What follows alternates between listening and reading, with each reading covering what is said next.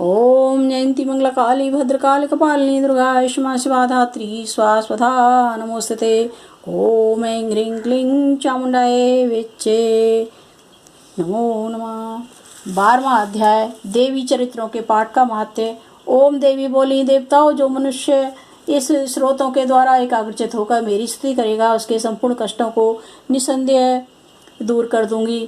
और मधुकैटव के विनाश और महिषासुर के वध और शुंभ निशुंभ के वध की मनुष्य कथा कहेगा। मेरे महत्व को जो अष्टमी चतुर्दशी नवमी के दिन जो एकाग्रचित होकर भक्ति पूर्वक सुनेगा उसको कभी कोई अनिष्ट स्पर्श नहीं कर सकेगा, पाप नहीं रहेगा। पाप से उत्पन्न हुई विपत्ति उसको हानि नहीं पहुंचा सकेगी। उसके घर में कभी गरीबी नहीं आएगी और न ही कभी उनको प्रियजनों का विक्षोभ होगा। इतना ही नहीं, उन्हें शत्रुओं से, लुटेरों से और राजा से, शस्त्र से, अग्नि तथा जल से कभी भय नहीं रहेगा। इसलिए प्रत्येक मनुष्य को भक्ति पूर्वक इस कल्याणकारक महत्व को सदैव पढ़ना सुनना चाहिए।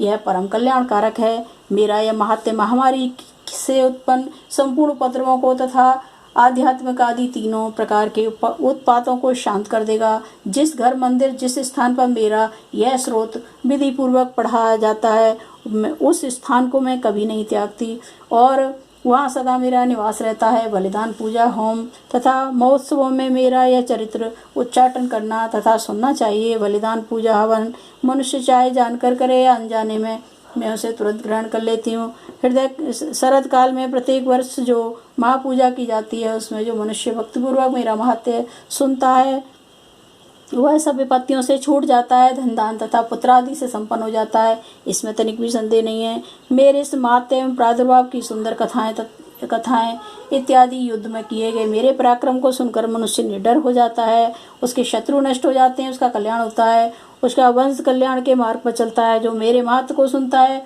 उसे बुरे स्वप्न दिखाई नहीं देते और ग्रह जनित भव बाधाएं सभी दूर हो जाती हैं और भयंकर पीड़ा उपस्थित होने पर मेरा महत्व श्रवण करने से छुटकारा मिल जाता है। सब कष्ट शांत हो जाते हैं, स्वप्न दिखाई देने बंद हो जाते हैं और दुख इत्यादि सब मिट जाते हैं।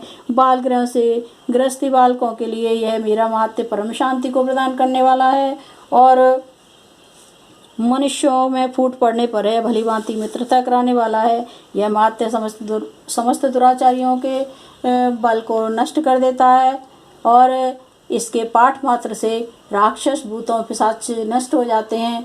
पशु, पुष्प, अर्घ्य, धूप, गंध, दीपक इत्यादि सामग्रियों द्वारा पूजन करने पर मेरा यह महत्व मनुष्यों को मेरी जैसी सामर्थ्य की प्राप्ति कराने वाला है। ब्राह्मणों को भोजन कराकर, हवन करके, प्रतिदिन अभिषेक करके, नाना प्रकार के भोगों को अर्पण करके और प्रतिवर्ष दान इत्यादि करके जो मेरी आराधना करते हैं उसमें मैं जैसे प्रसन्न होती हूँ वैसे ही प्रसन्न में इस चरित्र को सुनने वाले से होती हूँ। यह महत्व श्रवण करने पर पापों को हर लेता है तथा आरोग्य प्रदान करता है, स्वस्थता प्रदान करता है। मेरा प्रादुर्भाव का कीर्तन दुष्ट प्राणियों से रक्षा कराने वाला है, युद्ध में दुष्ट दैत्यों का संहार करने वाला है। इसके सुनने से मनुष्य को शत्रु का भय नहीं रहता। हे देवताओं, तुमने और ब्रह्म ऋषियों और ब्रह्मा जी ने जो स्तुति की है वो मनुष्य को कल्याणमयी बुद्धि प्रदान करने वाली है।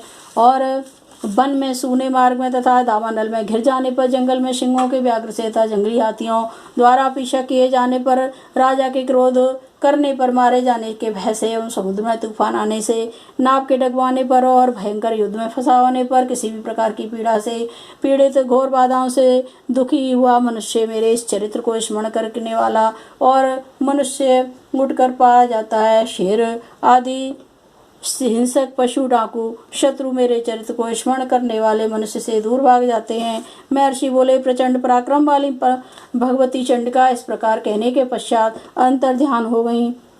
संपूर्ण देवता पहले की तरह अपने अपने यज्ञ के भागों को प्राप्त करने लगे।